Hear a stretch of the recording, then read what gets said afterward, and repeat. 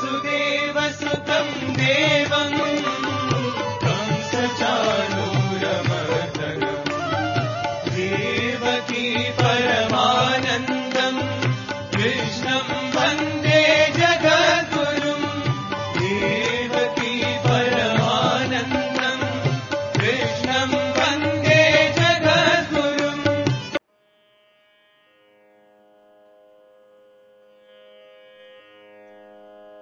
శ్రీ గురుభ్యో నమః.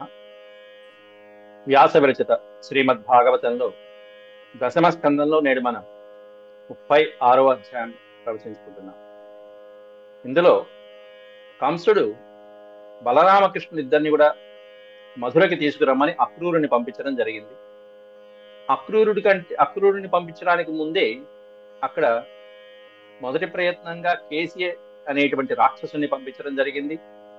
వాడు అశ్వరూపంలో వెళ్ళి బలరామకృష్ణుల మీద వాడి ప్రయోగం చేయడము, వీడికి మోక్షం కలగడం అయిపోయింది. అది మనం రాబోయే అధ్యాయంలో చెప్పుకుంటాం. ఆ కేశి అనేటువంటి రాక్షసుని కంసుడు పురమాయించడం జరిగింది.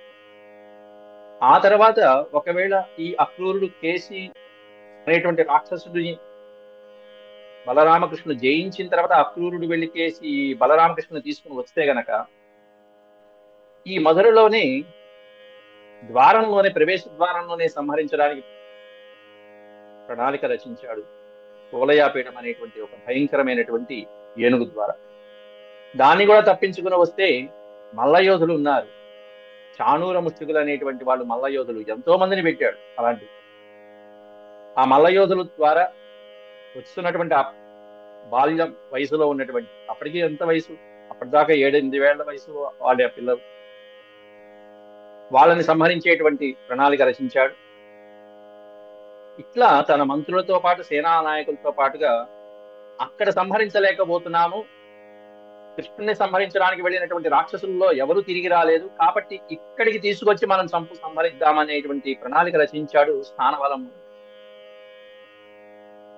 అక్రూరుని పిలిచి, అక్రూరా, నువ్వు నాకెంతో సన్నిహితుడివయ్యా, యాదవ కులంలో నాకు ఆత్మీయుడైనటువంటి వాడివి, కాబట్టి నువ్వు వెళ్ళి ఈ రథంలో ఇప్పుడే త్వరగా తీసుకురా అని చెప్పి అక్కడ ధనుర్యాగం అనేటువంటి ఒక యాగాన్ని కూడా సంకల్పించి ఈ వేడుక చూడటానికి వాళ్ళని తీసుకురా అని చెప్పి ఒక వంక పెట్టాడు. యాగాన్ని ఒకటి సిద్ధం చేశాడు. అక్రూరుడు మనసులో ఆనందిస్తూ వెళ్ళాడు. దానికి కారణాలు ఏమిటి అనేటువంటిది నిన్న అధ్యాయంలో మనం అక్రూరుడి గురించే చెప్పుకున్నాం. ఇక కంసుడు అక్రూరుని పంపించేటప్పుడు ఏమని చెప్తున్నాడు అనేటువంటివి, ఆ వివరాలు అవి రాబోయే శ్లోకాలలో మనం చెప్పుకోవాలి. నేడు మనం అక్రూరుడి గురించి మరొక చెప్పవలసినటువంటి ఒక 3-4 అంశాలు చెప్పుకుని ఆ శ్లోకాలు పరిశీలిద్దాం. ముందుగా భగవత్ స్మరణ చేసుకుని ప్రారంభించుకుందాం. ఓం శుక్లాంబరధరం విష్ణుం శశివర్ణం చతుర్భుజం ప్రసన్నవదనం ధ్యాయేత్ సర్వవిఘ్నోపశాంతయే వ్యాసం వసిష్ఠనప్తారం శక్తేః పౌత్రమకల్మషం పరాశరాత్మజం వందే సుఖతాతం తపోనిధిం వ్యాసాయ విష్ణురూపాయ వ్యాసరూపాయ విష్ణవే నమో వై బ్రహ్మనిధయే వాసిష్ఠాయ నమో నమః. నారాయణం నమస్కృత్య నరం చైవ నరోత్తమం దేవీం సరస్వతీం వ్యాసం తతో జయముదీరయేత్. దశమ స్కందంలో మనం 30 శ్లోకాల వరకు దీంట్లో చెప్పుకున్నాం పూర్వం.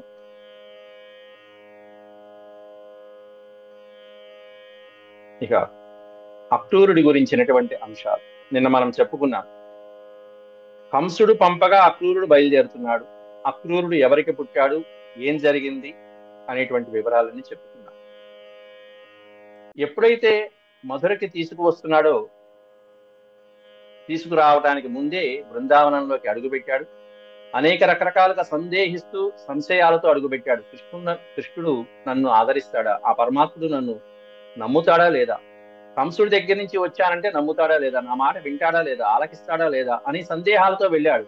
కానీ భగవంతుడి దగ్గర వెళ్ళేటప్పుడు ఇటువంటి సంశయాలు ఉండకూడదు అని చెప్పి మళ్ళీ మనసుని నిశ్చితపరుచుకుని అల్లంత దూరంలో ఆ గోప్సం దగ్గరే బలరామకృష్ణుడు కనిపిస్తే రథం నుంచి దూకి ఒక్కసారిగా అక్కడి దాకా రథం తీసుకువెళ్ళకుండా పరిగెత్తుకుంటూ వెళ్ళి ఆ సాష్టాంగ ప్రణామం పడ్డాడు ఆ చక్కటి పాదాబ్జముల మీద కృష్ణుడి యొక్క పాదార విందాల మీద అలా పడిపోయాడు. ముందే అనుకున్నాడు వెళ్ళంగానే కాళ్ళు పట్టేసుకుంటాను, ఆ కాళ్ళు పట్టుకుంటే చాలు, భగవంతుడు కాళ్ళు పట్టుకున్నాడంటే చేసినటువంటి పాపాలన్నీ ప్రాయశ్చిత్తమైనట్టే లెక్క అని భావించుకున్నాడు. అలా పాదాల మీద పడ్డాడు. భగవంతుడు స్వామివారి ఆ కరాబ్జములతో చక్కగా లేవనెత్తి ఆలింగనం కూడా చేసుకున్నారు. అక్రూరుడికి ఆలింగన సౌఖ్యాన్ని కూడా కలిగించాడు ఆ స్వామి. అంత అద్భుతమైనటువంటి సంతోషమైనటువంటి విషయం అక్రూరుడి యొక్క జీవితంలో కలిగింది. అయితే అక్రూరుడికి ఆ ఆలింగన సౌఖ్యం ఇచ్చాడు, బాగానే ఉంది. పక్కనే ఉన్నటువంటి బలరాముడికి కూడా వెంటనే సాష్టాంగ నమస్కారం చేశాడు. ఆదిశేష అవతారం, ఇద్దరు అభేదులే, భేదం లేదు వాళ్ళిద్దరికి. అట్లాంటి బలరాముడికి కూడా నమస్కారం చేశాడు. బలరాముడు కూడా ఆలింగనం చేసుకున్నాడు, పెద్ద తండ్రి వరుస. ఆ తర్వాత వాళ్ళిద్దరు కూడా లోపలికి తీసుకువెళ్ళి చేతులు పట్టుకుని, మరి ఇద్దరు తలో చేయి పట్టుకుని అక్రూరుణ్ణి లోపలికి తీసుకువెళ్ళారు. ఇంటి లోపలికి తీసుకువెళ్ళి ఉన్నతాసనం మీద కూర్చోబెట్టి చక్కగా పితృ సమానుడైనటువంటి అక్రూరుణ్ణి గౌరవించి, తల్లిదండ్రుల నుంచి వచ్చారు కాబట్టి మరీ విశేషం, ఎందుకంటే దేవకీ వసుదేవుల నుంచి వచ్చినటువంటి వాడు కాబట్టి కృష్ణ పరమాత్ముడికి మరీ ఆనందం. కాబట్టి ఆ దేవకీ వసుదేవుల యొక్క క్షేమ సమాచారాన్ని చెప్పేటువంటి వాడెవరయ్యా అంటే ఇప్పుడు అక్రూరుడే. దాంతో ఆ క్షేమ సమాచారం ఏం తెచ్చాడు, నా తల్లిదండ్రులు ఎలా ఉన్నారు అనేటువంటిది కూడా కృష్ణ పరమాత్ముడు అన్నీ తెలిసినా కూడా ఆయనకు అన్నీ తెలియకుండా ఉంటుందా? కానీ ఇప్పుడు ప్రస్తుతం వాళ్ళు ఎక్కడ ఉన్నారంటే నారదుడు చెప్పిన దగ్గర నుంచి కారాగారంలో పెట్టాడు కంసుడు. కాబట్టి ఎలా ఉన్నారు, వారి మనసులు ఎంత ఆందోళనగా ఉన్నాయని చెప్పేసి వచ్చినటువంటి అక్రూరుడికి చక్కగా ఆసనం కల్పించాడు, మధుపర్కం ఇచ్చారు, గోదానం చేశాడు, గంధమాల్యాదులన్నీ ఇచ్చాడు, తాంబూదులు ఇచ్చాడు. అన్ని సత్కారాలు యథావిధిగా చేసి కుశల ప్రశ్నలు అడిగాడు. ఎలా ఉన్నారయ్యా అక్కడ మా అమ్మ నాన్న, మా తల్లిదండ్రులు ఎలా ఉన్నారు అన్ని అడిగి చివరికి మా మేనమావ ఎలా ఉన్నాడు అసలు విషయం చెప్పన్నాడు. సావుమూడినటువంటి కంసుడు ఎలా ఉన్నాడు, మా మేనమావ ఎలా ఉన్నాడు అంతా వివరించి చెప్పాడు. ఎక్కడ ఏం దాచుకోలేదు అక్రూరుడు, జరిగిందంతా పూసగుచ్చినట్టు చెప్పాడు వివరించి. మరి ధనుర్యాగం అనేటువంటి కార్యక్రమాన్ని చేస్తున్నాడయ్యా, నిన్ను సంహరించేటువంటి ఉద్దేశంతో ఆ లక్ష్యాన్ని పెట్టుకుని మరి కంసుడు ఇదిగో ఈ ఆహ్వానం పెట్టాడు అనేటువంటి విషయం కూడా అక్రూరుడు మొత్తం చెప్పేశాడు. అక్కడేమన్నా కంసుడు ఈ రహస్యం ఎవరికి చెప్పగన్నాడు, చక్కగా ఇక్కడికి వచ్చి ఆయనకి తెలియదు ఏముంది రహస్యం, ఈయన ఏం చెప్పేది ఏముందని చెప్పి మొత్తం చెప్పేశాడు. వెంటనే కంసుడు వాడి యొక్క ఆత్మ, లోపల ఉన్నటువంటి ఆత్మ ఘోష ఏ విధంగా ఘోషిస్తుందో ఆయనకు తెలుసు కాబట్టి పరమాత్ముడు రేపే ప్రయాణం అని చెప్పి అన్నాడు. సాయం వేళకి దిగాడు బృందావనంలో అక్రూరుడు.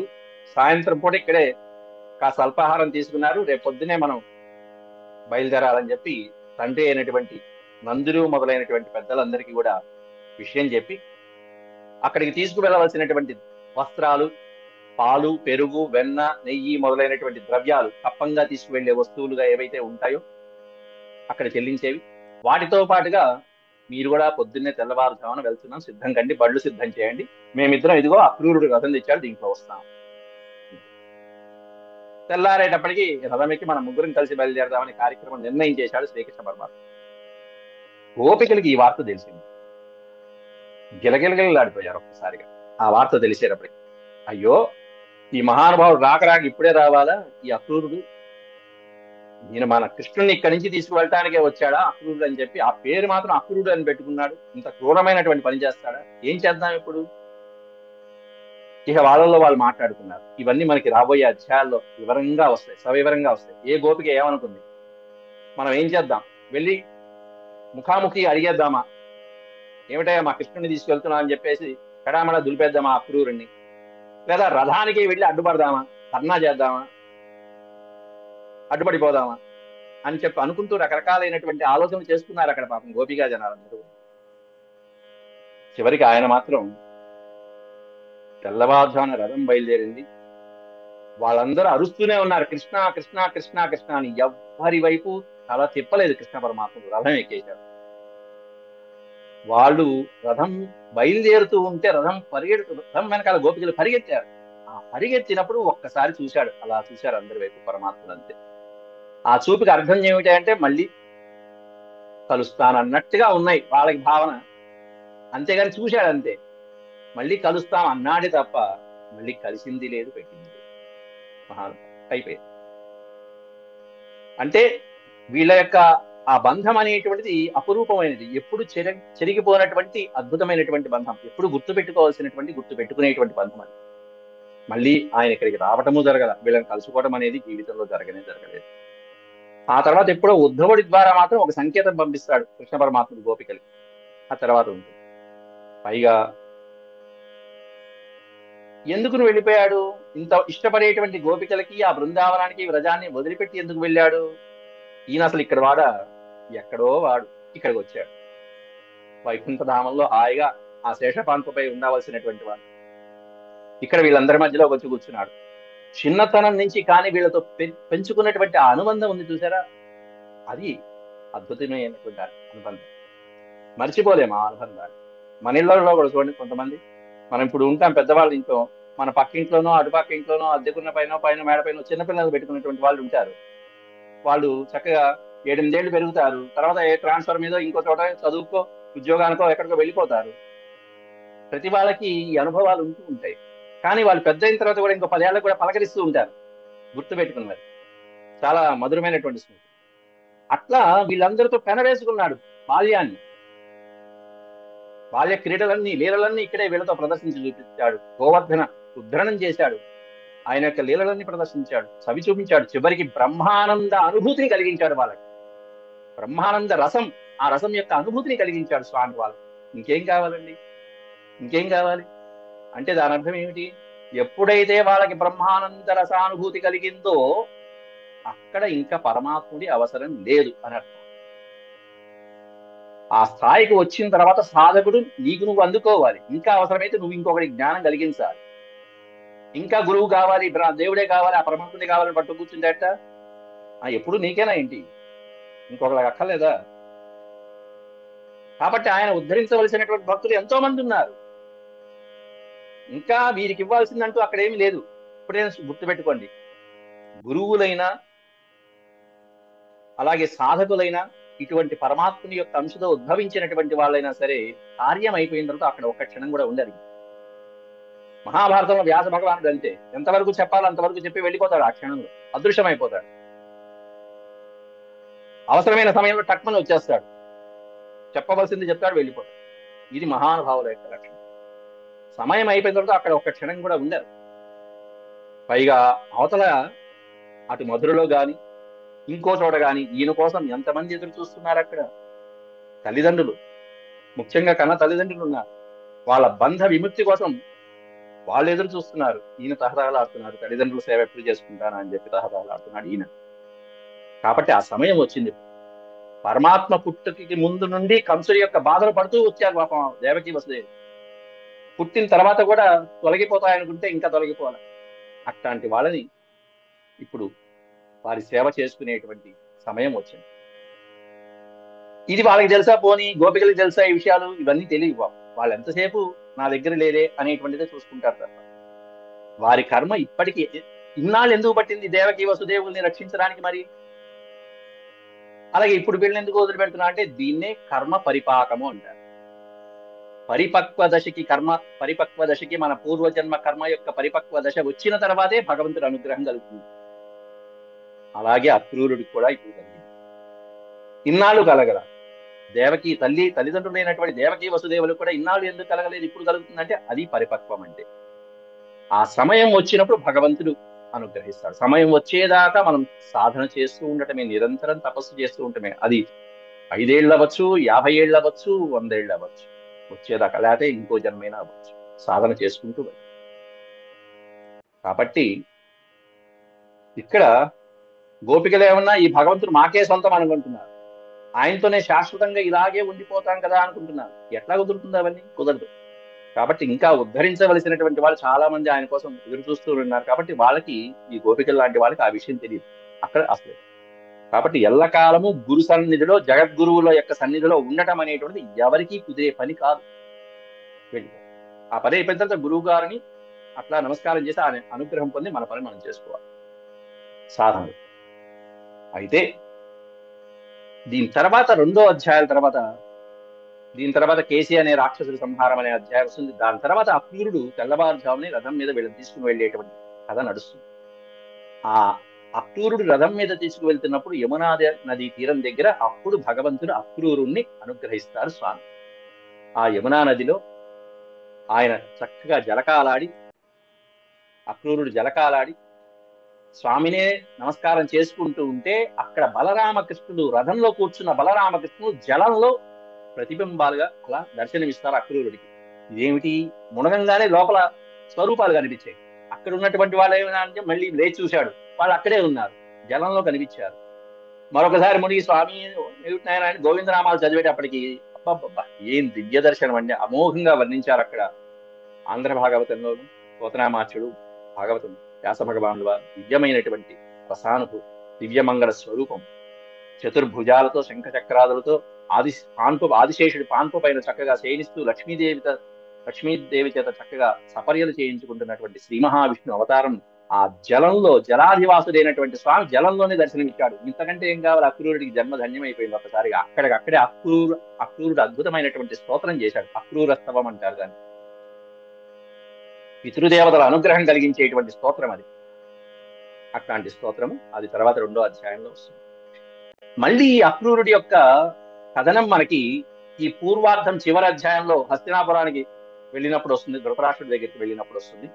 చివరిలో ఇంకొక ఘట్టం, ఉత్తరార్థంలో అక్రూరుడికి సంబంధించిన ఒక ఘట్టం వస్తుంది సత్రాజిత్తు దగ్గర. మనకి వినాయకుడి చవితి రోజు మనం చదువుకునేటువంటి ఆ సత్రాజిత్తు జాంబవతి ఏవైతే కథలు మనం విన్నామో, ఆ సత్రాజిత్తు జాంబవతి పరిణయం వాటి దగ్గర అక్రూరుడికి సంబంధించినటువంటి కథలు ఉన్నాయి. అక్రూరుడి తండ్రి చాలా విశేషమైనటువంటి వాడు. ఒక సందర్భంలో ఆ శమంతకమణికి సంబంధించినటువంటి విశేషాలు అక్కడ మనం విశేషంగా చెప్పుకుంటాము. ఇక్కడ ఒక వాక్యంలో చెప్తాను. ఆ శమంతకమణికి సంబంధించినటువంటి ఆఖ్యానంలో ఈ అక్రూరుడు ఒక సోదరుడికి, తన బంధువుకి సహాయపడతాడు, మిత్రుడికి. ఆ సహాయపడటము అనేటువంటిది తప్పైపోతుంది. అతను కృష్ణుడి చేతిలో మరణిస్తాడు. మరణించే సమయంలో ఆ శమంతకమణిని కాస్త అక్రూరుడి చేతిలో పెడతాడు, ఇది నువ్వు దాసు అని చెప్పి. దాంతో కృష్ణ పరమాత్ముడు తన మిత్రుడిని సంహరించాడు, తనని కూడా సంహరించేస్తాడేమో అని భయపడి ఈ అక్రూరుడు కాస్త ద్వారకని వదిలిపెట్టి వెళ్ళిపోతాడు. అప్పటికి ద్వారకా నిర్మాణం అయిపోయింది. ద్వారకని వదిలిపెట్టి వెళ్ళిపోతాడు. వెళ్ళిపోయిన తర్వాత ద్వారకావాసులు చాలా ఇబ్బందులు పడతాడు. అక్రూరుడు నగరం పొలిమేరలు దాటిన తర్వాత ఆ ద్వారకా నగర ప్రజలు ఎన్నో ఇబ్బందులు పడతారు. వర్షాలు పడవు, అందరికీ మనోవ్యాధులు, శారీరక వ్యాధులు మొదలైనవి కలుగుతాయి అక్రూరుడు అడుగు బయట పెట్టిన తర్వాత. అంత శక్తి అక్రూరుడికి ఉందా అంటే అక్రూరుడికి అంత శక్తి లేదు, కానీ అక్రూరుడి యొక్క తండ్రికి ఉంది అంత అత్యద్భుతమైన శక్తి. ఆ తేజస్సులో కొంత తేజస్సు, కొంత భాగం అక్రూరుడికి వచ్చి ఉండవచ్చు. కానీ పెద్దవాళ్ళందరూ కూడా, ద్వారకా నగరంలో యదువంశంలో ఉన్నటువంటి పెద్దవాళ్ళందరూ కూడా అక్రూరుడి తండ్రి గొప్పవాడయ్యా, ఇలా అక్రూరుడి తండ్రి యొక్క గొప్పతనం తెలిసి కాశీరాజు పిలిపించుకున్నాడు. కాశీలో చాలా సంవత్సరాలు వర్షాలు పడకపోతే అక్రూరుడి తండ్రి అక్కడికి వెళ్ళిన మరుక్షణంలో వర్షాలు పడ్డాయి. అప్పుడు ఆ కాశీరాజు తన కుమార్తెనిచ్చి వివాహం జరిపించాడు అని చాలా విశేషంగా చెప్పుకుంటారు. ఆ వివాహం జరిపించిన తర్వాత ఆ కాశీలో ఆ మహారాజుకి చక్కగా సిరి సంపదలు, ఐశ్వర్యము, ప్రజలు హాయిగా కలకాలం సుఖంగా ఉన్నారనేటువంటి విషయం కూడా ప్రస్తావించి యాదవుల వంశంలో పెద్దవాళ్ళు కృష్ణుడి దగ్గరే ప్రస్తావిస్తారు. వాళ్ళందరూ బహుశా అక్రూరుడు కూడా బయటికి వెళ్ళటం వల్ల మనకి ఇలా కలిగిందేమో అని చెప్పి అనుకుంటారు. అసలు కారణం అది కాదు అని కృష్ణ పరమాత్ముడికి తెలుసు. కానీ పెద్దవాళ్ళందరూ అనుకుంటున్నారు కాబట్టి శాస్త్ర ప్రకారం అక్రూరుని మళ్ళీ పిలిపిస్తాడు. నేనేం చేయను కానీ నిన్ను క్షమించాను, నువ్వు రావయ్యా అని చెప్పి అక్రూరుని మళ్ళీ ద్వారకకి పిలిపిస్తే వర్షాలు పడతాయి. అది అక్రూరుడిలో ఉన్న గొప్పతనము, స్వామి అనుగ్రహం. స్వామి అక్రూరుణ్ణి అక్కడ కూడా క్షమిస్తారు ఒక సందర్భంలో. చివరికి ఆ తెచ్చినటువంటి శమంతకమణిని అక్రూరుడు పరమాత్ముడికి ఇవ్వటము, పరమాత్మ అందరికీ చూపించి మళ్ళీ తన దోషం ఏమీ లేదు, ఇదిగో చూసుకోండి అని చెప్పి మళ్ళీ అందరికీ చూపించి మళ్ళీ ఇది నీ దగ్గరే ఉంచవయ్యా, ఎవరి దగ్గర ఉంటే ఏమిటి అని చెప్పి మళ్ళీ అక్రూరుడి దగ్గరే ఆ చక్కగా 8 బారుల బంగారాన్ని ఇచ్చేటువంటి శమంతకమణిని అక్రూరుడికే సమర్పించడం జరిగింది. ఇట్లా కొన్ని ఘట్టాలు దాదాపు ఒక 4-5 అధ్యాయాలు అక్రూరుడికి సంబంధించినటువంటి అధ్యాయాలు మనకు వస్తాయి.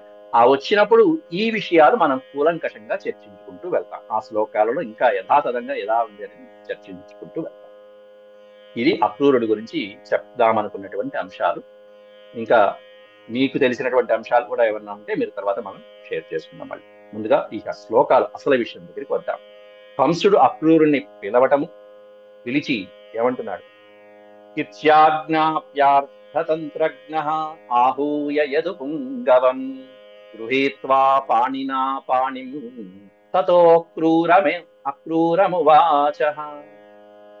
ఇది ఆజ్ఞాప్య అర్ధతంత్రజ్ఞ, అర్ధతంత్రజ్ఞుడైనటువంటి వాడు యదు పుంగవ, యదువంశంలో శ్రేష్ఠుడైనటువంటి అక్రూరమువాచ ఆహూయ, అక్రూరుణ్ణి ఆహూయ రప్పించి ఆహ్వానించి ఈ విధంగా అంటున్నాడయ్యా కంసుడు.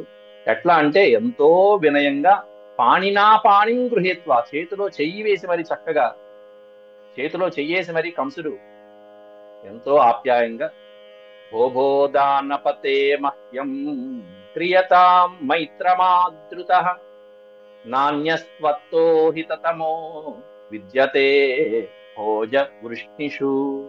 నిన్న మనం చెప్పుకున్నాం, భోజ కులస్థుడైనటువంటి వాడు ఈ అక్రూరుడు, కంసుడు మొదలైనటువంటి వాళ్ళందరూ కూడా భోజ వంశస్థులైనటువంటి వాళ్ళు. చివరికి అక్రూరుడి మరణం కూడా భోజ వంశీయుల చేతే మరణం అనేది సంభవించడం కూడా జరిగింది. తర్వాత యాదవులు అందరూ కూడా నశించిన సమయంలో. కానీ కొన్ని భాగవతాలలో ప్రకారం వృష్ణి కులం వాడు అని మాత్రం ఇచ్చారు. రెండు రకాలైనటువంటివి ఉన్నాయండి. వృష్ణి వంశపు వాడు అక్రూరుడని ఉంది, భోజ వంశస్థుడు అనేటువంటిది కూడా ఉంది. ఇది సంస్కృత ఆంధ్ర భాగవతాలలో ఉన్నటువంటి వ్యత్యాసము. అంతేకాకుండా అనేకమైనటువంటి పురాణాలకు సంబంధించి కూడా ఉంది. ఎందుకంటే కృతవర్మ అనేటువంటి వాడు ఉన్నాడు. ఈ కృతవర్మ పేరుతో యాదవుల్లో ఇద్దరు ముగ్గురున్నారు. తాతల్లో ఒకడున్నాడు, మనవళ్ళల్లో ఒకడున్నాడు కృతవర్మ.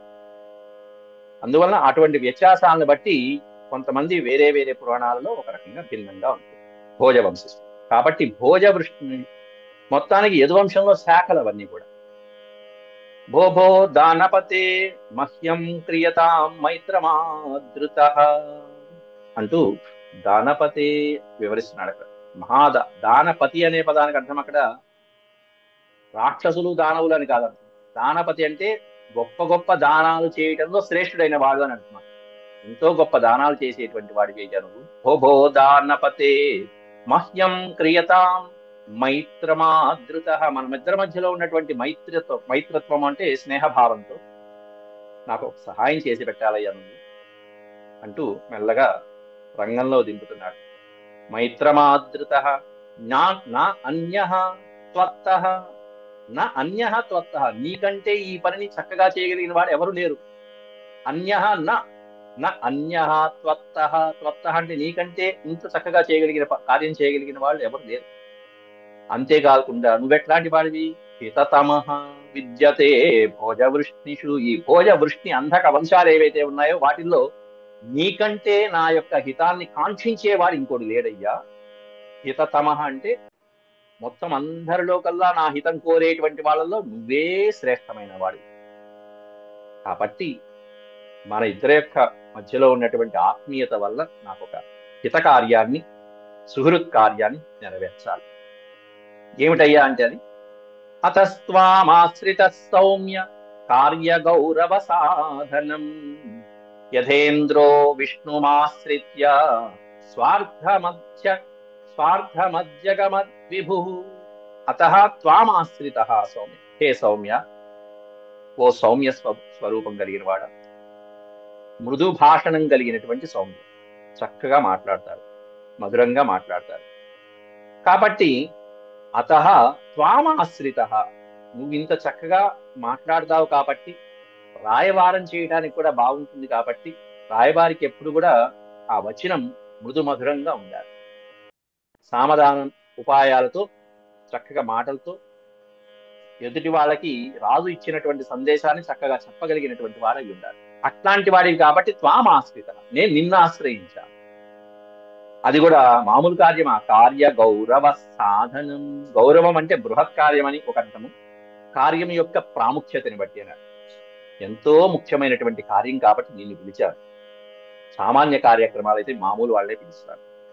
కార్య గౌరవ సాధనం. అటువంటి ఆ గొప్ప కార్యాన్ని, ఘన కార్యాన్ని నీలాంటి వాడే సాధించాలి. కాబట్టి యథేంద్రో విష్ణుమాశ్రిత్య స్వార్థమజ్జగమద్విభు అన్నాడు అక్కడ.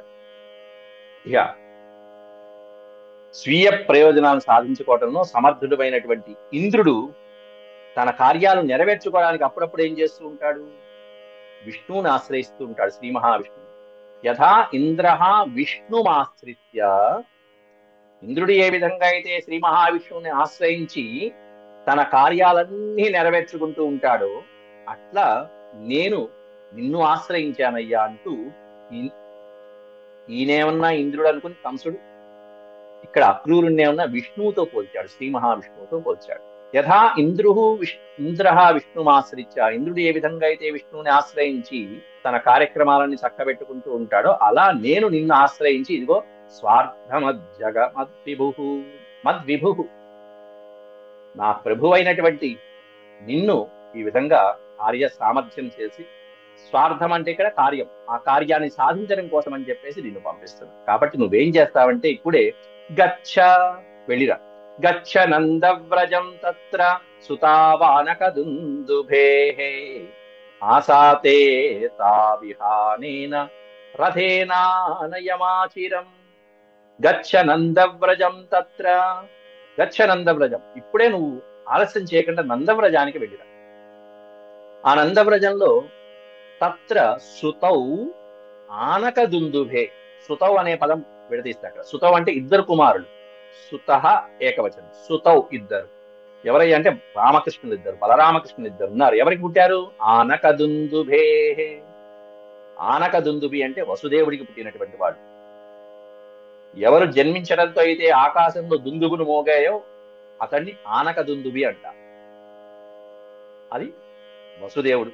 వసుదేవుడి యొక్క జన్మ సమయంలో అలా జరిగింది కాబట్టి వసుదేవుడికి ఆనకదుందుభి అని పేరు. కాబట్టి ఆ బలరామకృష్ణులు ఇద్దరు కూడా నందుడి కుమారులు కాదు అని చెప్పడం ఇక్కడ దాని అంతరార్థం. నందుడి దగ్గర పెరుగుతున్న ఆ బలరామకృష్ణులు ఇద్దరు కూడా నందుడి కుమారులు కాదు, ఆనకదుందుభే సుతౌ. కాబట్టి వసుదేవుని కుమారులు వారు. ఆసాతే తావిహానేన, ఆసాతే తే, ఇది కూడా విడతీస్తే తావిహానేన, తౌ ఇహ అనేన విడతీస్తే, ఈ పదాన్ని విడతీస్తే తౌ అంటే వాళ్ళిద్దరిని, ఇహ ఇక్కడికి, అనేన రథేన ఆనయ ఈ రథంలో తీసుకురా అని చెప్పి చక్కగా టీఏ రథాలు అన్ని వెహికల్స్ కూడా ఇచ్చి పంపిస్తున్నాడు. ఆసాతే తౌ ఇహ అనేన రథేన ఆనయమాచిరం, కాబట్టి ఈ రథంలో నువ్వు తీసుకురా. మాచిరం, చిరం మాస్తు, చిరం మాస్తు, చిరం అంటే చాలా కాలం, మా అనే పక్కన పదం పెట్టారంటే త్వరగా తీసుకురా, ఆలస్యం చేయవద్దు అని. మాచిరం, త్వరగా తీసుకురా, ఆలస్యం వద్దు, ఇంకా నేను ఇంకా ఆలస్యం చేయలేదు అని చెప్పి పంపిస్తున్నాడు. అయితే వెళ్లే ముందు అసలు విషయం కూడా చక్కగా చెప్పి మరీ పంపిస్తున్నాడు. ఏమిటంటే బ్రహ్మాది దేవతలందరూ కూడా నా మరణాన్ని నిశ్చయం చేశారయ్యా. నిసృష్ట కిల మే మృత్యు, మే మృత్యు నిసృష్ట, నా మరణం అనేటువంటిది ధృవీకరించేశారు, కన్ఫర్మ్ చేశారు. ఎవరి చేతుల్లో అంటే కృష్ణ పరమాత్ముడి చేతులు. ఎవరు నిర్ధారించింది వాళ్ళే అంటే దేవై వైకుంఠ సంశ్రయై, వైకుంఠ సంశ్రయై దేవై, వైకుంఠ సంశ్రయ అంటే శ్రీ మహావిష్ణువుని, ఆ వైకుంఠ ధాముడైనటువంటి ఆ పరమాత్ముని ఆశ్రయించుకుని ఉండేటువంటి బ్రహ్మాది దేవతలు ఎవరు? దేవై, దేవతలు ఎవరైతే ఉంటారో వాళ్ళందరి చేత నా మృత్యువు ఇదిగో వీళ్ల చేత కలుగుతుంది అని చెప్పి నిర్ధారించేశారు, నిశ్చయం చేశారు. నిసృష్ట నిశ్చయ కృత, ఎవరి చేతుల్లో జరుగుతుంది? తావానయ సమం గోపైర్నందాద్యై సాభ్యుపాయనై, ఆ బలరామకృష్ణుల చేతిలోనే జరుగుతుందని చెప్పి నిశ్చయించారు. కాబట్టి వాళ్ళని తీసుకురా.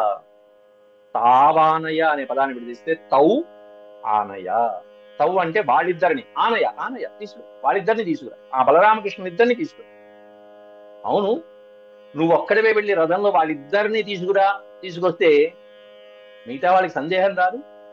ఇదేమిటి ఇద్దరు పిల్లల్ని తీసుకున్నారు, చంటి పిల్లల్ని తీసుకెళ్తున్నారు, పైగా యజ్ఞం అంటున్నాడు, ఏమి యజ్ఞమో అది, ఏం భూతపద చేస్తున్నాడు వాడు గుంపలేగా. కాబట్టి ఏం చేస్తావంటే పిల్లల్ని ఇద్దరిని తీసుకొస్తే అనుమానం కలుగుతుంది కాబట్టి పెద్దవాడిని కూడా కొంతమందిని తీసుకొచ్చేసి సమం గోపై నందాజ్యై అన్నాడు, పక్కన వాళ్ళకి పెట్టాడు. నందాజ్యై గోపై, నందుడు మొదలైనటువంటి గోపాలకులు ఎవరైతే ఉంటారో పెద్దవాళ్ళు, వాళ్ళతో పాటుగా ఎట్లా సాభి ఉపాయనై, ఉపాయనై సా, ఉపాయనములు అనే పదానికి అర్థం ఏంటంటే కానుకలు. వాళ్ళు ఈ ప్రతి నెల ప్రతి సంవత్సరం కప్పం తెస్తూ ఉంటారు. ఆ తెచ్చేటువంటి కానుకలు ఏవైతే ఉంటే వాళ్ళు తెచ్చేటువంటి ఆ కానుకలతో పాటుగా, నందాదులతో పాటుగా, వాళ్ళతో పాటుగా ఆ ఇద్దరు కుమారుని కూడా తీసుకొచ్చారు. అయితే వీళ్ళిద్దరిని నీరాధనలో ఎక్కించేసి, ఎందుకంటే ఒక గుర్తుగా ఉంటుంది మనకి. తొక్కిచ్చేటప్పుడు ఆ ఏనుగుని పెట్టేశాం కదా చూలే, అది కూడా ఇప్పుడు పేపర్ లీక్ చేస్తున్నాడు. చక్కగా ఉన్నది ఉన్నట్టుగా సిగ్గు లేకుండా చెప్పేస్తున్నాడు కంసుడు ఇక్కడ అక్రూరుడు. ఏమని చెప్తున్నాడు చూడండి. ఎందుకంటే నేను ఇన్ని ప్రయత్నాలు చేశాను, అన్ని విఫలమైపోయినాయి, అట్టర్ ఫ్లాప్ అయినాయి. ఇప్పుడు వాళ్ళని మన ఊరికి తెచ్చి చంపడానికి ప్రయత్నం చేస్తున్నారు. అంత ప్రయత్నమే.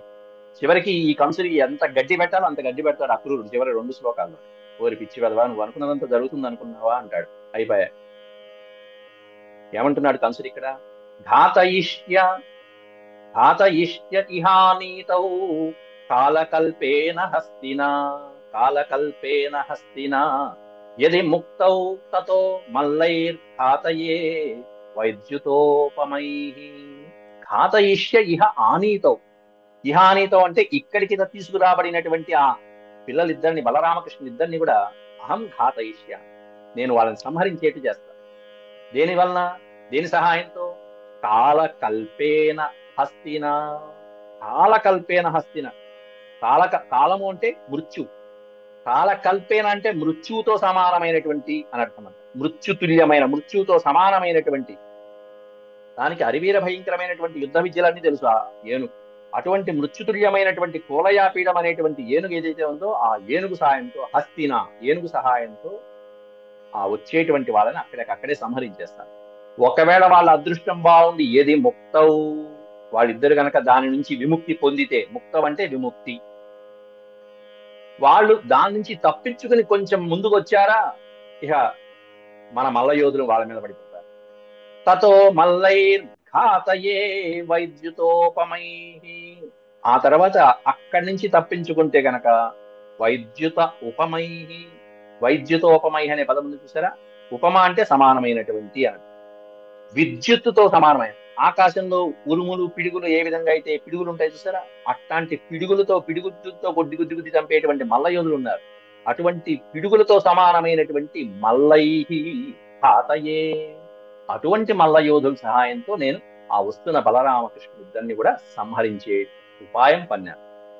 కాబట్టి వీళ్ళిద్దరిని సంహరించిన తర్వాత పెద్దవాళ్ళు ఊరుకుంటారా? బోరున ఈ దేవకీ వసుదేవులు ఓ పక్కన, వచ్చినటువంటి వాళ్ళతో వెనకాల వచ్చినటువంటి నందడు మొదలైనటువంటి వాళ్ళందరూ, గోపాలకులు మొదలైన వాళ్ళందరూ ఉంటారు. వాళ్ళందరూ ఏడుస్తారు, బాధపడతారు. ఆ బాధలో ఎదురు తిరిగినా తిరుగుతారు.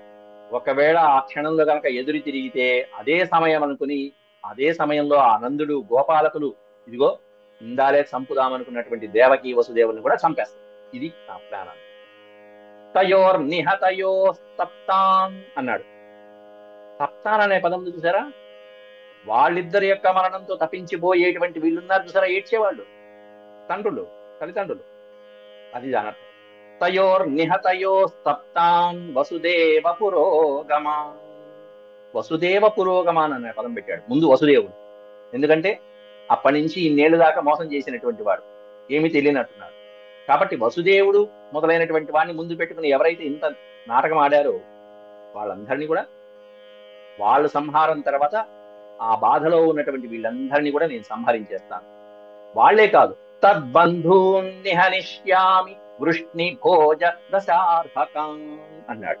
వృష్ణి భోజ దశార్హ మొదలైనటువంటి శాఖలలో ఉండేటువంటి ప్రఖ్యాతి గణించిన వాడు. వృష్ణి వంశము, భోజ వంశము, దశార్హ వంశము, సాత్వ వంశము, సూరసేనుడు మొదలైనటువంటి వాళ్ళు, వీళ్ళల్లో ప్రధానమైనటువంటి వాళ్ళు ఎవరైతే ఆ రోజు ఏడుస్తూ నా మీదకి వస్తారో వాళ్ళందరినీ, ఆ బంధువులందరినీ కూడా నిహనిష్యామి, వాళ్ళందరినీ కూడా ఇదే సమయంగా సంహరించేస్తాను. అడ్డు వచ్చిన వాళ్ళందరినీ సంహరిస్తాను. ఇక నాకు అడ్డు అదుపు లేకుండా నేను చూసుకుంటాను అని చెప్పి, అంతేకాకుండా నా తండ్రి ఉగ్రసేనుడు వాళ్ళ పక్షానే ఉన్నాడు.